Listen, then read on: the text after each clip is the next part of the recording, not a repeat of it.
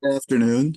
My name is Greg Lindsey, and I'm a member of the Bike and Ped Data Subcommittee of the Transportation Research Board. And I'd like to welcome you to one of our periodic conversations with colleagues. Today, our topic is practitioner perspectives on research priorities, and we have a couple speakers who are willing to share some thoughts about what constitutes good research and the types of research that we need to address to advance our work on bike and ped data forward. We are recording today's conversation, and we'll post it later on the Bike and Ped Data Subcommittee's worksheet or website. As I said, today our topic is practitioner perspectives on research priorities. We're affiliated with the Highway Traffic Monitoring Committee, the Pedestrian Committee, and the Bicycle Committee, as well as a couple of others here at the Transportation Research Board. And one of our objectives is to foster better research that improves the practice in our field. Today, as a host, I'll introduce our speakers. Our speakers will address the topic. Participants will ask questions and share their own experiences. We have a couple small ground rules. Please respect your colleagues who are sharing their time to foster conversation and thought, and mute your line if not speaking. You can use the chat function to ask questions or share links. I'll help guide the conversation, as will Tony Hull, who's another member of the committee who helps plan our sessions. We have the committee chair, Krista Nordbeck, with us, and our research chair, Surisha Katuri. And so we have people who are helping to lead the committee's work here with us as well. Our speakers today are Martin Guttenplan, a consultant with CDM Smith, and Lisa Austin, who's with the Minnesota Department of Transportation. They'll speak in that order. Martin's a veteran of many years of work on bike and ped planning, including data development. He's experienced researcher and reviewer of research, and he has some thoughts he'll share with us about research priorities and what makes good research. I first worked with Martin on the Bicycle Committee, and it's been good to see. It's good to have him here with us today. Lisa Austin is with MnDOT. She was the founder of MnDOT's Bike and Ped Data Collection Program. I had the good fortune to work with her on that project. There was a series of 3 projects under the research realm, the first on developing methodologies for counting bike and ped traffic. The second was on implementation of those methods, and the third was on institutionalization of the program overall. And so in my experience, she led efforts that are exactly what agencies need to move their work forward, and she'll draw on her experience there in other areas. I thought I'd say a couple words about research priorities and a couple perspectives to set the stage. The committee itself fosters research in a variety of ways. We focus, of course, on transportation data research, much of that on counting, but we're broadening that over time to think about facilities and safety and other types of activities.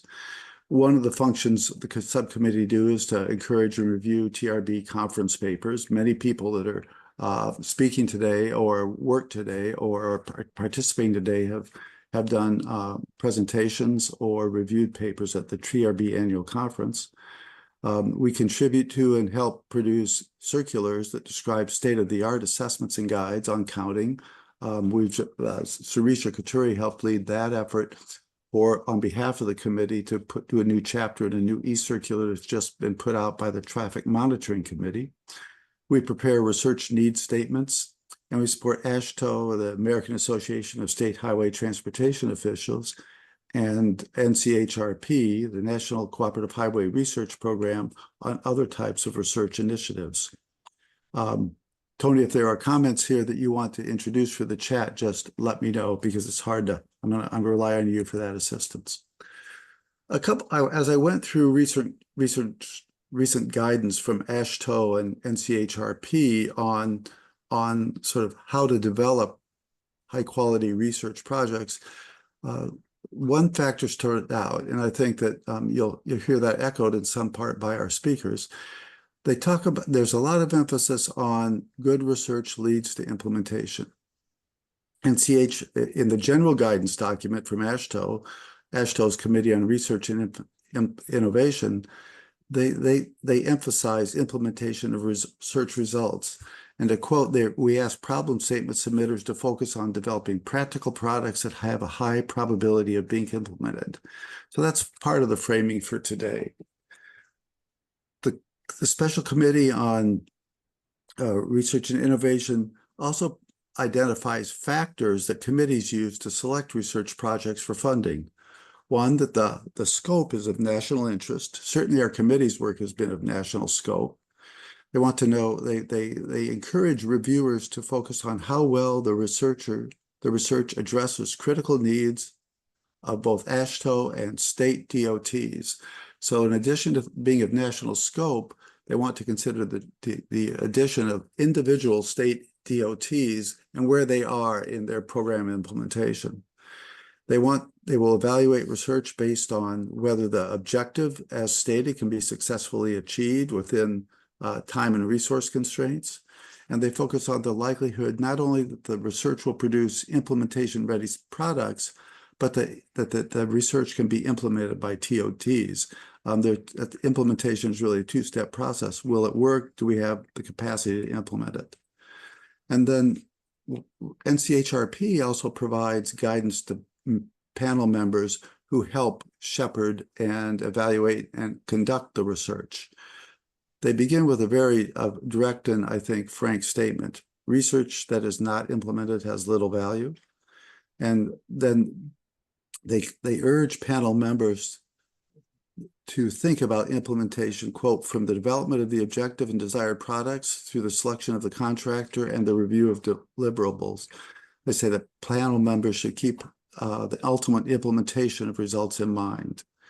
And last, they talk about people who participate in research being champions for implementation so that we can change practice. I think that's what we think about day to day when we volunteer with the Bike and Ped Data Subcommittee, and we're always interested in hearing from practitioners about what constitutes research they can use. So we spoke with Martin and Lisa about speaking today.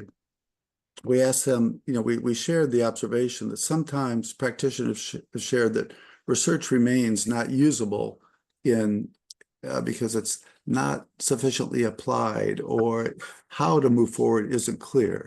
And so what we like to be able to do is have them focus on what their perspectives are on what makes good research and from the perspective of their practice.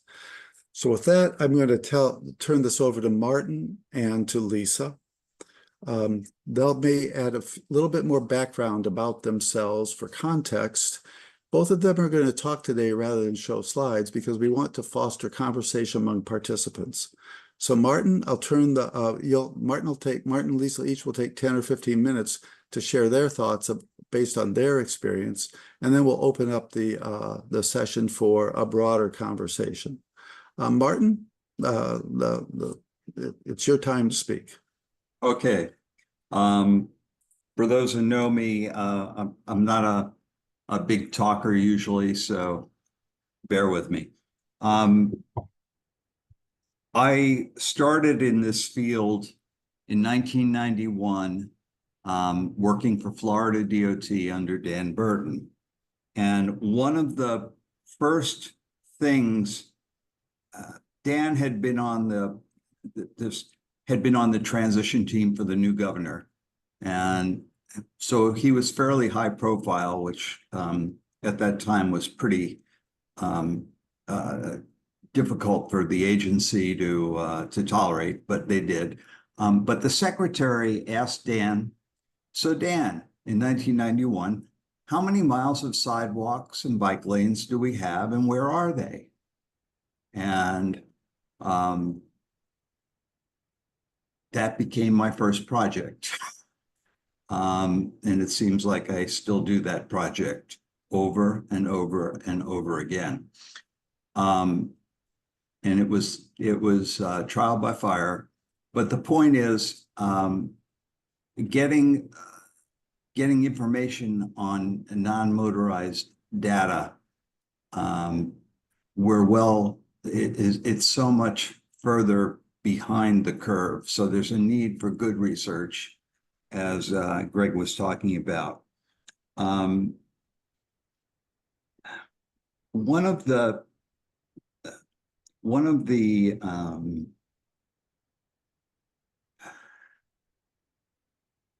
I think that if there's one key to making research more implementable, so to speak, is to, as best you can, incorporate pilot projects with the research so that there's something to point to at the end. And bringing stakeholders from across agencies is helpful as well, and pulling together teams. My personal experience is I found research easier to do at the state DOT level than at the NCHRP level. Not to say that one's better than the other, but it sometimes is easier when you don't have to deal with several layers of bureaucracy to get things done. And what can happen with the NCHRP process is a research panel can literally totally change your research proposal based on the composition of that panel. And things can be just all of a sudden combined with another project. Funding can be reduced. So it seems to me I had good success at Florida DOT doing small, very targeted, specific projects, and then doing them in different districts, so that one district could point to it as something that's been done in the state. So sometimes it's easier to work in small bites like that. What else? So if in the case of, let me switch gears. Another thought I had, we're in a different era now where there has been a great deal of research being conducted at the national level through NCHRP, FHWA, and others. And I think my personal thought is the information about that research isn't getting down to the local governments. It isn't reaching the people within state DOTs as much as it should. And then also, even broader than, can I give, Krista had a question, can you give a specific example of research that led to implementation? Is that? Yeah, it's something that actually benefited, walking and biking. I know that that's a hard ask to go all the way from research to like seeing the benefit in the field, but if you have an example, that'd be great.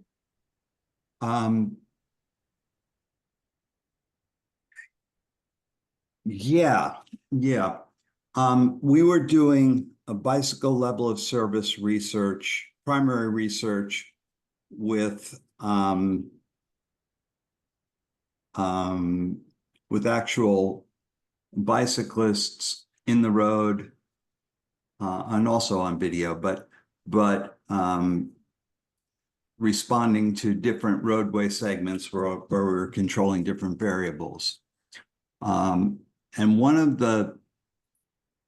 the surprising findings at the time was the participants felt 33% or more comfortable riding on a roadway that had a stripe separating them from traffic than just a wide outside lane. Even if it wasn't designated as a bike lane, just having that stripe and apparently it changed motorist behavior, and it created what the bicyclists perceived as a safer environment. And that, I think, in part was one of the pieces that led to FDOT moving away from just wide outside lanes, for instance. There was something to point to. So that's an example. Anyway, I'll stop there on that question.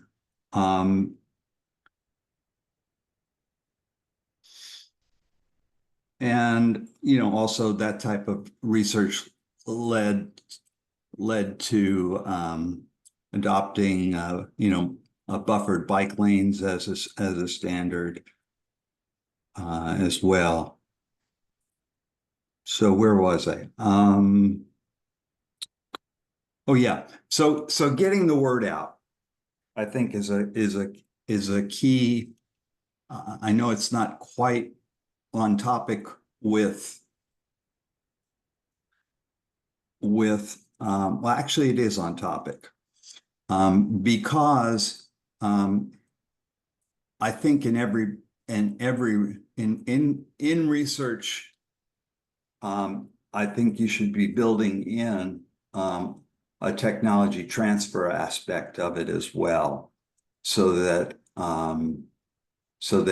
part of the whole process, so you budgeted in both time, money, and resources to getting the word out. That's again why I think pilots are so good as part of research, and but also making it possible to include conference presentations, et cetera, in the budget, so that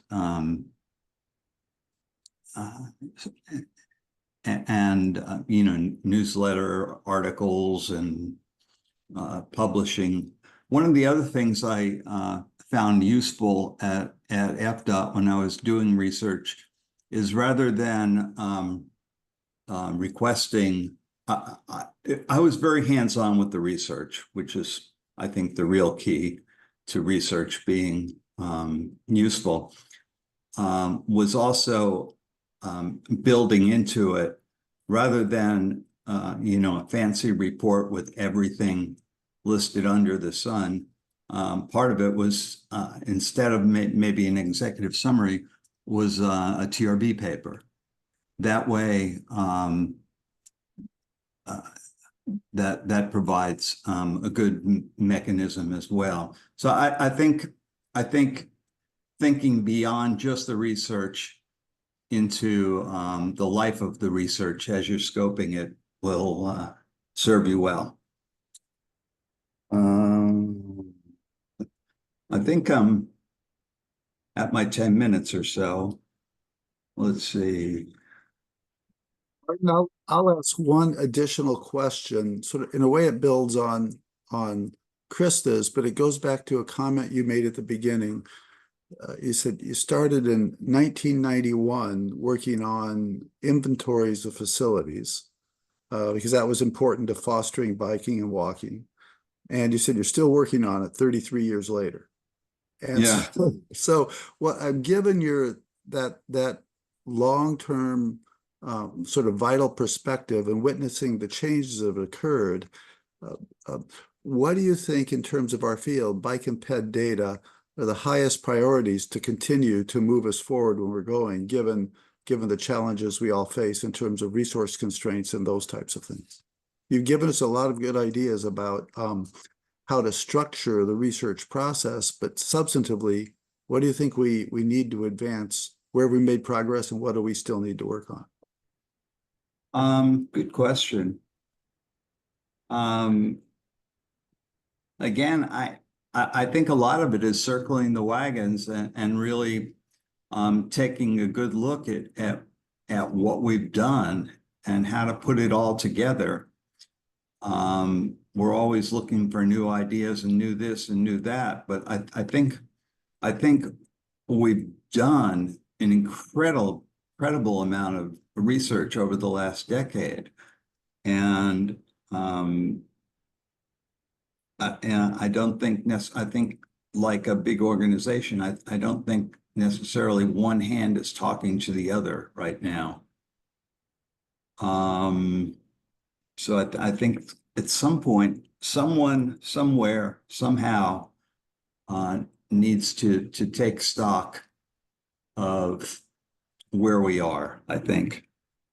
I know that's dodging your question, but I mean, we're still, the research priorities, we're always looking for justification for investment.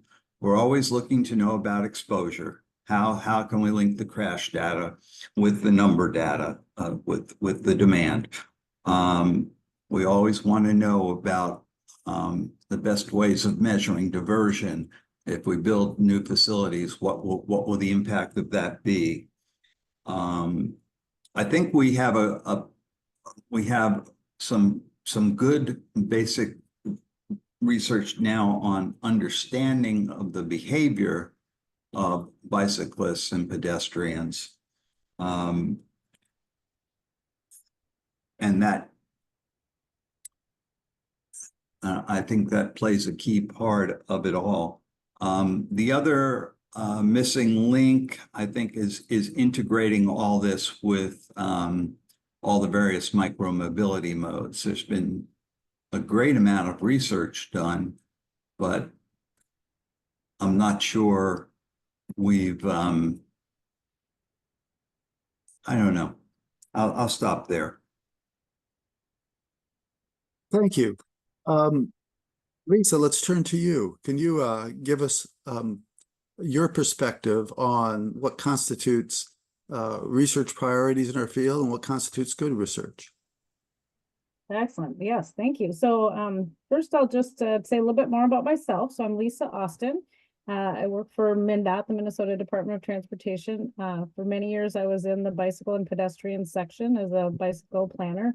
I've now moved on into an office called the Center for Community Connections. I'm the director, and that office was set up to respond for community requests for non-transportation uses of the right-of-way. So things like public art and skate parks under bridges, and some of that relates to pedestrian facilities. I think people talk about if something a more pleasant space to walk in, it's going to encourage that some of that non-motorized transportation piece. So it's interesting to see how my career's evolved, right, from the the facilities that need to accommodate bicycles and pedestrians to now work that helps encourage or contribute to that feeling of safety for people biking and walking. So first, I'll just say I agree with a lot of the points Martin made. Pilots are really important, right? I mean, when you can, whether it's a list of case studies in some other states or something new that you want to try, it's one thing for it to be theoretical, but it's another thing if you can actually show that pilot piece. People like to see and feel and touch things. So if you're able to do pilots, yeah, really great point there. Another thing that Martin said that I totally agree with is like your advisory panel. Who's on your technical advisory panel, your advisory panel can really make a huge difference, right? And having that panel meet often enough that they're having an impact on the research and how it can get implemented. And that advisory panel should have, at least in my experience, a wide variety of disciplines. People from consultants, some within your DOT, other academics and whatnot. And then I agree. I've always taken that same approach you did, Martin, with being really hands-on. That's probably driven a lot of the investigators crazy, because I'll be like, oh, well, can we do this or can we change that, or how, because if you're inventing something and you want to implement it, like you need to be able to have some flexibility along the way. So I've probably driven some people crazy that way, but that hands-on piece I think ends up having a much better outcome. So just wanted to highlight some of those things that I related to with what Martin's points were. So early on in my career, and I'll say I made a mid-career change, a career change midway through my working years. In the mid 2000s, I became a transportation professional. Before that, I had a completely unrelated career. So I got involved with bicycle transportation about that time. And if people think back to that time, and not as long back as into the 90s, but we were still really new to providing facilities for people walking and biking, and really studying it at about that time. So there was a ton of interest. It was kind of a new field. People were getting hired on to do this, and they were like, should there be a bicycle level of service? And Martin referred to some research that had to do with that. People were asking what things help with traffic calming. How to mark crosswalks so they're more effective. Are separated bikeways safer or not? What should rumble strip design be looked like? So, and that exposure data, what's the crash rate for people walking and biking? If we don't know how many people are out there walking and biking, how can we say what the crash rate is? So people had all these questions, right? There's lots of talk about this. So what we did in Minnesota is we set up a group of practitioners and academics that met, I don't know, was it every month or every other month? Tony, I think you probably came to some of those. I can't remember what we called that group, but we, there's live, like 30 to 50 people would attend in person every time we did one of these things. And the theme of it was we'd have a topic where there had been some research done or was it ongoing. And sometimes this would be stuff done in other states. They'd present on what they were doing. And then we always save time in the end to talk about research ideas, what people wanted to know about, and the academics there talking about what they wanted to study. And there was, always time at the end, lively conversations about what we wanted to study and what we wanted to know about. So academics, talked about their passions, but then practitioners would say, well, yeah, but if you study that, how is that going to help my work? And vice versa. Practitioners would say, here's what I wanted. Here's my thoughts on what I want to know. And then the academics would say like, well, there's no methodology to study that. How about if we did it a little differently? So this was an ongoing conversation throughout the year. And then when it came time to write problem statements, we were ready, right? We had our, we had it well thought out, what we wanted to know and how we were going to find that information out. So throughout that time, we were very successful in getting a lot of research funded.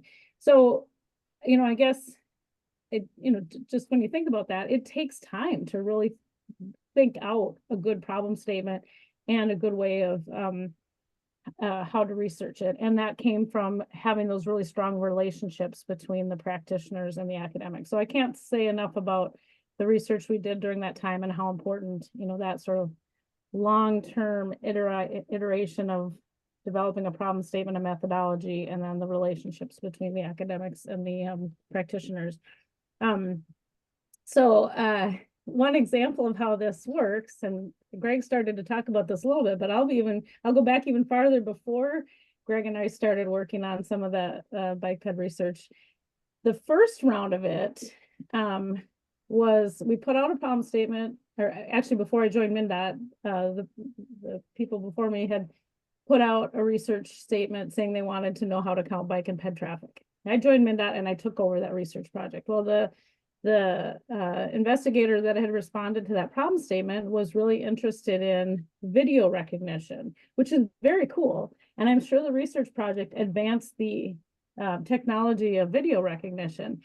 But at the time, that was really at the bleeding edge. And yeah, we counted some bicycle traffic. But when I said, well, how can we implement this? The academic was not interested in commercializing it. And he told me, he goes, well, I can show you how to go measure the lanes and drop out to a DOS prompt and program the, it's like, okay, well, I'm not going to travel around the whole state of Minnesota setting up these things and do that and do it every year for the next 30 years that we, that I want to be involved in this, right? So,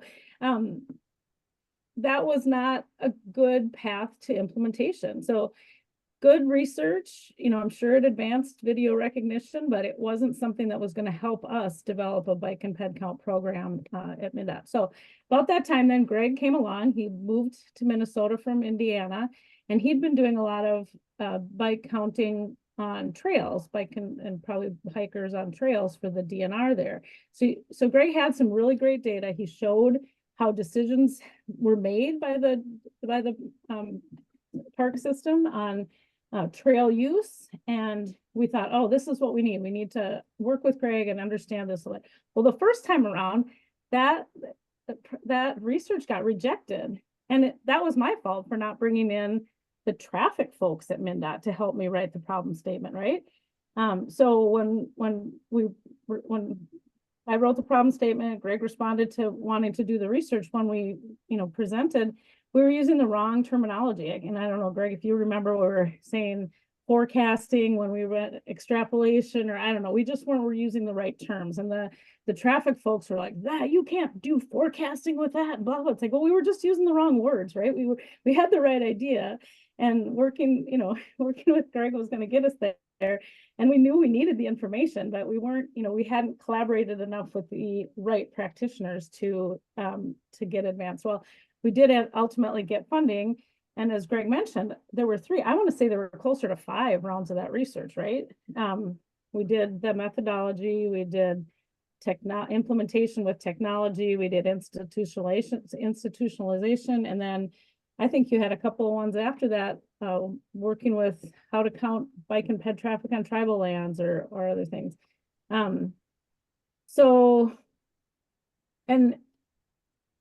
I think MnDOT was one of the first DOTs. I think there was, sort of grassroots bike and ped counting was happening before that. Cities would send people out on a street corner one day, 1 week out of the year with clipboards and tally people biking and walking. But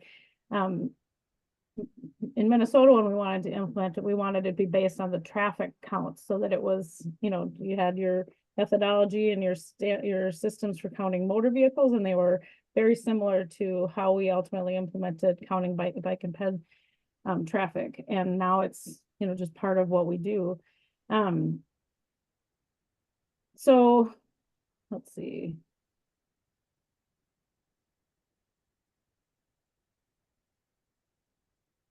A couple other thoughts here, but I'm thinking which one to say first.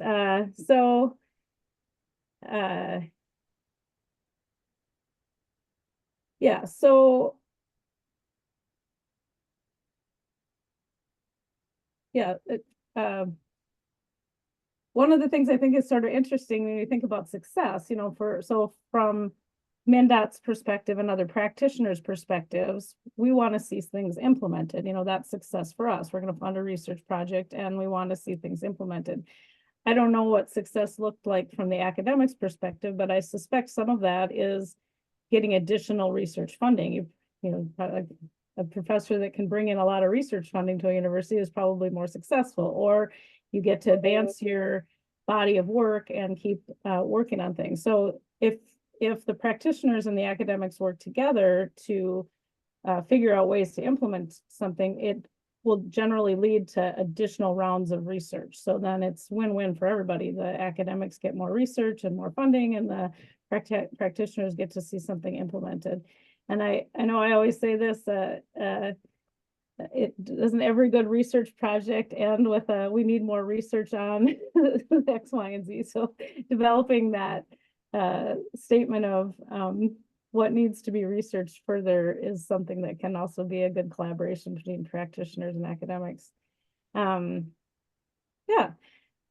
then lastly, from a practitioner's perspective, I've really appreciated working with research throughout my career because I feel like it's a chance to influence the next generation of professionals, right? I think oftentimes academics hire grad students to do some of the work, or it might be a class assignment in a graduate or an undergraduate class. If we're thinking about the stuff that's being currently researched, that will be the things that maybe help change the field in the future. And you're starting to influence the next generation of transportation professionals. and give them some real world experience too. So I think there's a added benefit of recruiting new talent when you have practitioners helping with the academic research. So that's about all I have to say. I think if I think of something else, I'll add to it later, but I don't know, Tony or Greg, if you have any questions for me or the rest of the audience. Well, thank you, Lisa. Yeah, that was a lot. And just thinking about the sort of the commonality for the work that you've done. And I will mention, since this is the last time we'll have Greg as a host on our conversation with colleagues, because you did mention that it was the MnDOT non-motorized research group in the late aughts or early teens. And actually, I do recall it's the very first time I ever met Greg was he was presenting from Indiana at one of those meetings. And I think you touched on some really important topics. I hope some folks will join the conversation. The idea of sort of, research questions are great. We frame them, we think we want to get answers and pull this together. But it really is like making sure the objectives are shared on the team. And I think that piece you said about that practitioners, we want to have outcomes and things that we can implement. And from the researcher side of it, it's really, these are about achievements in publishing and other things. So trying to find the common ground and make sure that everybody on the team understands this. And I do know the data collection effort you spoke of with the recognition. A great research project that otherwise from a product is a failure because it answered sort of a question, but it didn't create something that was practical to use. I wonder if folks, and particularly since I know Darren's on, and hopefully he's paying attention on the line, thinking about how we actually pull together what's going on. And Martin, you mentioned there's so much valuable research has been conducted in the last 10 years. It's very hard to stay abreast of these findings and the implications. And I know the only way I've really managed that is by sort of monitoring the stuff that comes from either TRB itself or from the Federal Highway Administration through memos and policies to update to sort of say, these are the benchmarks for evolving practice. And I wonder, Darren, if you're available, if you might comment sort of like from FHWA's standpoint, how they navigate and sort of try to keep a handle on this research to be able to put it into practical implementation. Hey, Tony. I don't know if I can speak to that really well. I think I appreciate the kind words that we are doing something to help things along. I think right now we're sort of focusing on one, just paying attention to it. I don't know that we have always had the same focus on walking and bicycling data across a variety of answering different questions as we have in the past few years, as we've just increasingly identified it as a need to try and remediate. We are trying to help encourage more research that is practitioner focused on walking and bicycling data, whether that is volume or facility gathering or trying to advance the state of practice in developing analytic methods. I think it starts with just taking a look across all of the different areas of walking and bicycling practice and saying, what are the questions that need to be answered in terms of data?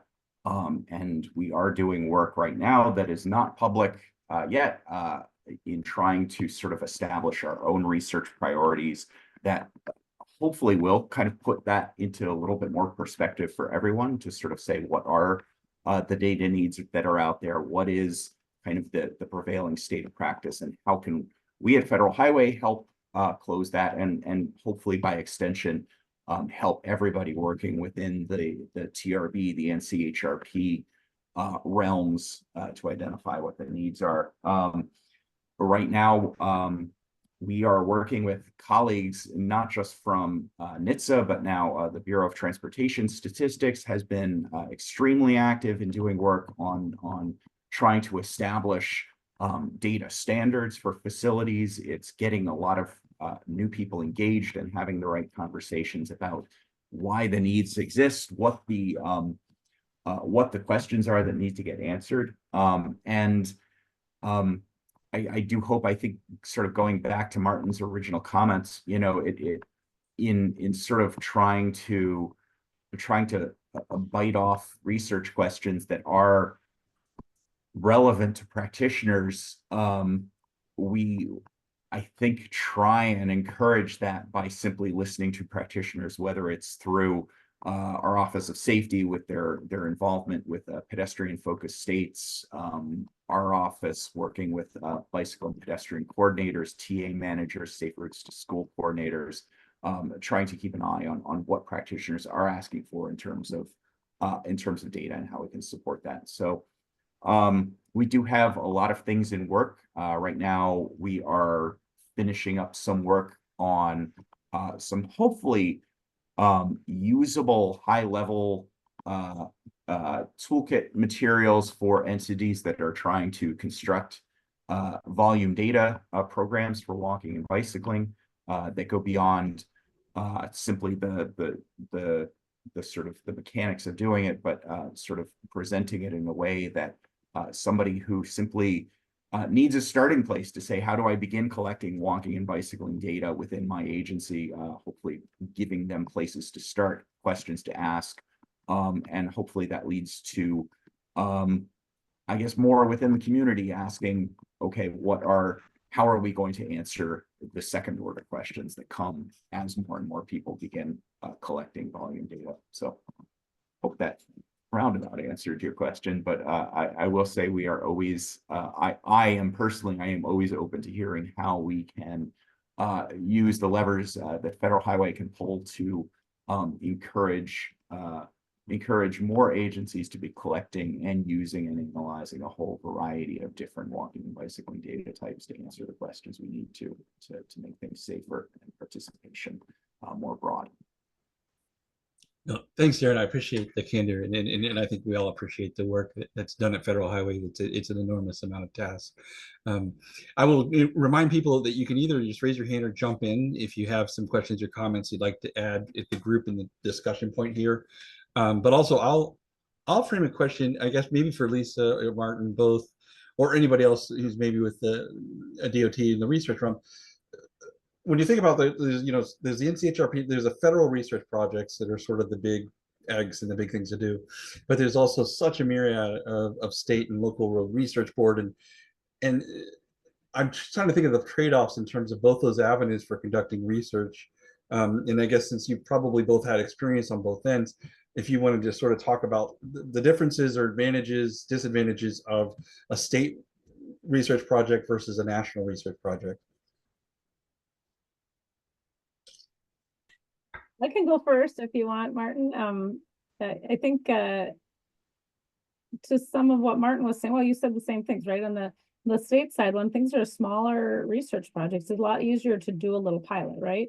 So I think you can have some of those tangible examples a little easier, a little more nimbly in a state DOT. I also think that, there are things that are different within each state and even different in different regions of a state. In Minnesota, we deal with a lot of snow and ice and, seasonal things. And so there'd be more research here that was related to our seasons, right? And that's not necessarily going to be dealing with snow and ice isn't going to be something that Florida is really going to care that much about, right? So, I think there has to be some of those context specific research projects that are more regional and local. So that's what I can think of off the top of my head. Martin, go ahead. And if I think of something else, I'll pipe back in. Okay.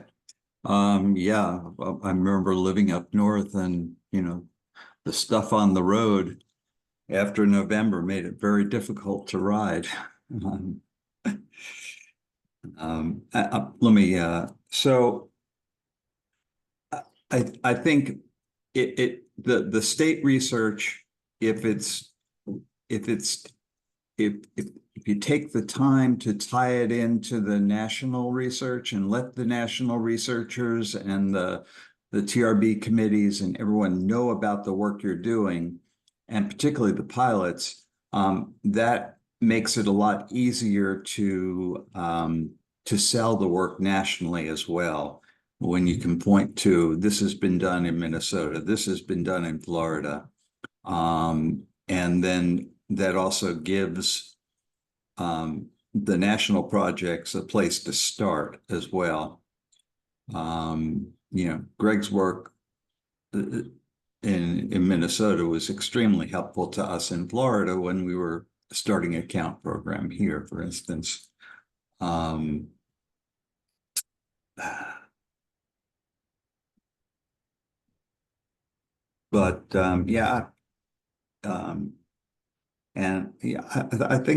think we've covered that.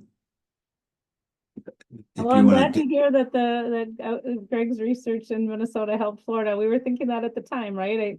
This being a TRB group, Greg, if you remember, we went to TRB. There was a day-long workshop the day before TRB started to discuss bike and ped counts, and there were just 5 other states that were starting to take an interest in it. So it was, it kind of needed to bubble up from the grassroots and from the bottom before it became a national priority. So, there were a few of us that were kind of interested in counting bike and ped. We got together at TRB the day before it started.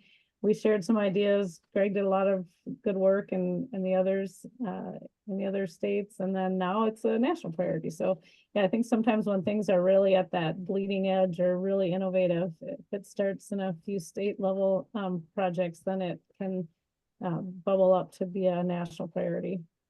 Yeah, and Krista and Sarisha are also major players in this and have been for a long time. One thing that jumped into my mind that I've found useful over the years are these data repositories, like when Krista was out on the West Coast. Having as a practitioner, knowing where to look to find information is very helpful. Knowing that there are repositories of volume data, there are repositories of facility data. Again, it keeps coming back around to people knowing what's out there. And that was very interesting, Martin, because you also, in your remarks, I believe you mentioned, in probably Greg too, the importance, when we conduct the research and you get to the finish line, sort of the project's done, but that's really the beginning of the relevance and being able to share this information, the need to build in budgets to go out to conferences and other places to basically present, to share the significance of these findings. And I'm curious, what do people think in terms of avenues? I always feel that's the one thing, and particularly with the wealth of research we have now, being able to really share findings. And I feel like if you're not involved at your local road research board or at TRB, it's just all over there. And so is that changed now in terms of, and particularly when you work on like an NCHRP panel project, just because there's so many things going on, how do we continue to sort of, I guess, utilize the outcomes of these research studies?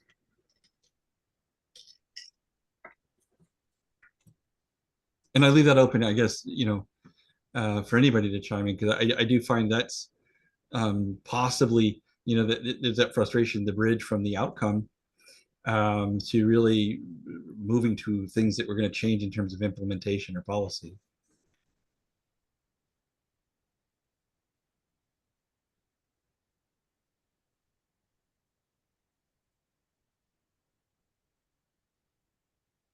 So just put oh, please go ahead. Yeah, how's it going? I had a question that kind of, I'm David Guttenplan. I'm actually Martin's son. I work for DOT and FDOT, and I just recently went to McCormick Taylor. And I know one of the big struggles we always had was I was in the safety office, and then I was a project manager, to mark the bike lanes or not to mark the bike lanes. It seems to be the question that everybody asks me, because I'm also a professional cyclist, I'm active commuter. I like having the bike lanes marked, and it just lets you know, hey, there might be a bicyclist here. But then there's always the argument that you mark the bike lane, and now all of a sudden you're saying it's safe to ride there, and if a bicyclist gets hit, okay, well, now it's not safe. We just told a bicyclist they could ride there. So it's just been one of those things in high speed roadways, low speed roadways, and I know there's there is research out there, and probably a lot of conflicted research, and we're probably not going to get honed in on that answer that we need, but it just is one of those kind of questions that seems like it's been asked over and over again for the 5 years that I was at DOT, and just kind of like Martin's initial statement that, you know, it was 30% more safe just to have that line, just really kind of nailed that home. You know, like if you just ask some bicyclists out there, what do they think? They're probably all going to say, hey, I feel safer now that it's got a bike lane marking, right? Versus just a shoulder. So I don't know. I'm just throwing it out there because you guys have been in this industry longer than I have, even though I've been riding the roads the whole time since 91 when I remember him first starting at DOT. No, and I think that's a great point, and it also begs to that question of how we, once we have the research finding, to sort of endorse or sign it, like say this is, you know, that in some ways we do that at the DOT by issuing a memo or at FHWA level, but there's not really a clear path for how we say we've, you know, answered this question, and sometimes we definitely answered, or on the other side, questions we need to ask again because maybe we've been doing certain things for so long, it's time to go back and evaluate whether or not some of the existing practices are effective. And I, you know, I think it's, you know, that's the key part is how do we, you know, there isn't some, I guess, overarching person who says this is the valid answer from this research. It's a body of work, it's a synthesis. You know, and I do think, and particularly in this day and age, sometimes it seems like there's debate about what is empirical, and I don't necessarily, you know, sometimes these things get politicized for no good reason at all. Yeah, and then you get, you know, the recent blue green book. You know, everything's changing at the local level. Like there's new FDM guidance that's just come out that's changing what we thought like from central office. I mean, it's not an easy answer.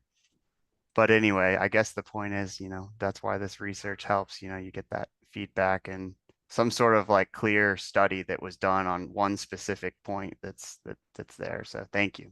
Well, and you talk about research on one specific point, and I unmuted so I could say, and things are multidimensional too, right? Because yeah, the research project Martin referenced and you reminded us of, you know, like, oh, the bicyclists feel safer when there's a line. And I don't know what else was in that research project, but there's another way to look at it. You know, like when you have a lane striped narrower, we know that cars go slower.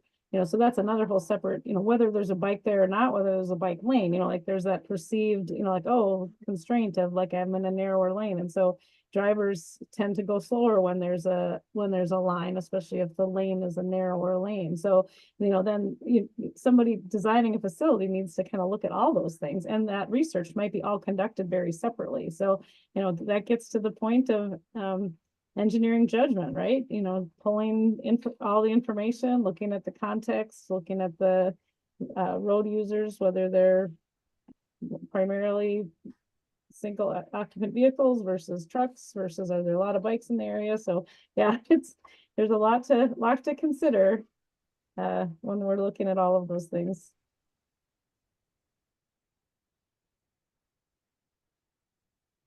Got just a couple more minutes left for our conversation today. Are there any other points or observations that any of our participants today, any of the people online would like to make before we wrap up? Well, I just wanted to ask Lisa the same question that I asked Martin about. Can you think of a specific example of how the research you've done there at MnDOT has, or anywhere else, I'll make it bigger, has resulted in a practical benefit for people walking and biking?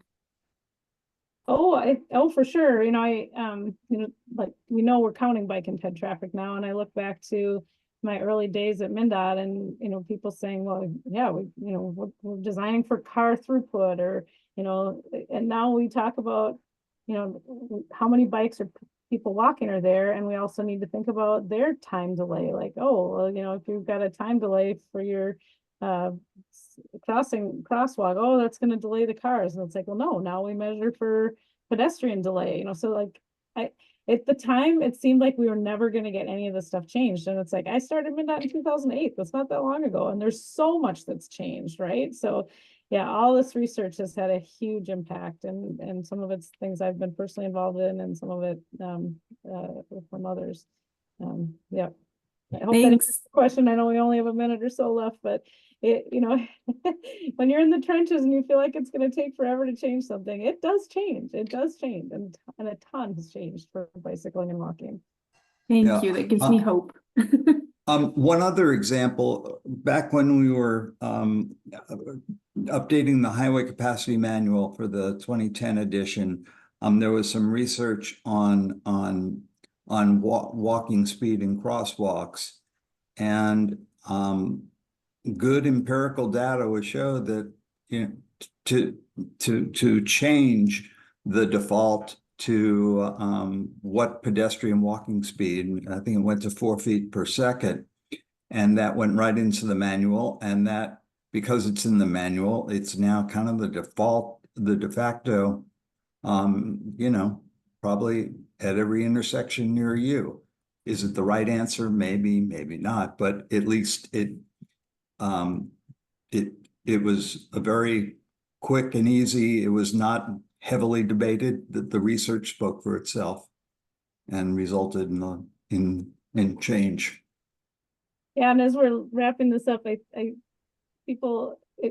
biggest way to get change is to get it put in those engineering manuals, right? I mean, engineers go to the manual and they look, oh, I need to make a 10-foot lane here because it's in this, you know, residential context. You know, they're going to follow the manual. Back when they would never put in a 10-foot lane, they were looking at the manual going, I need to put in a 12-foot lane, you know? So it's like, if it has to get backed up with data, and then people are willing to change the manual, but it's like, it's easy to get engineers to change how do they design things. Put it in the manual. So Well, what I want to do is I want to thank Martin and Lisa for their observations, and thank other participants, and thank other colleagues from across the country for joining us today. I think you've stimulated a lot of thoughts. It's both been an affirmation to see that research has changed the field over these last 33, 40 years, but it's also sobering to know that we have lots of work to do as we move forward. One of the things I appreciate very much are the comments that both of you made about the importance of collaboration and interaction in an ongoing way between researchers and practitioners in order to develop problem statements and research scopes that meet the needs of both. And I think your suggestions that we do work at the state level that provides a foundation for broader work at the national level is a good one, and that we can keep in mind as we build strategies for furthering work. We have one additional conversations colleagues planned for this year in September 24. We're going to address the topic of long-term count programs, lesson learned from maintaining a fleet of colleagues. We have one speaker identified for that. That's Josh Clark, who's a senior active transportation planner with Sandag in San Diego. And they're going to talk about the challenges, resource constraints, labor, data maintenance for these broader. We'll identify another speaker, but we know this is the type of example that occurs within a state that can go on and foster research at the national level. Just a couple other things.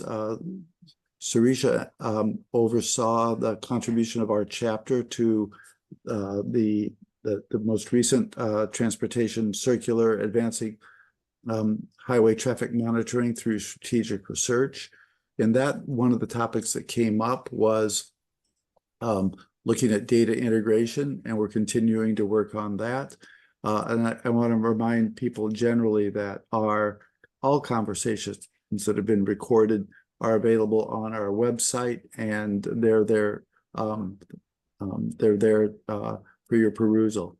Again, I want to thank our speakers for focusing or stimulating conversation. Thank participants, and we'll see you at September and at other functions beyond. Thanks very much. Thank you, everybody. Thanks. Thank you. Thanks, Sarisha, for being here. Of Bye-bye. course. Thanks, Martin and Lisa, for a great presentation. Yeah, Thank you. thank you. That was really helpful. And Sarisha took good notes. Oh, good. Take care now. Bye-bye. Bye-bye. Bye.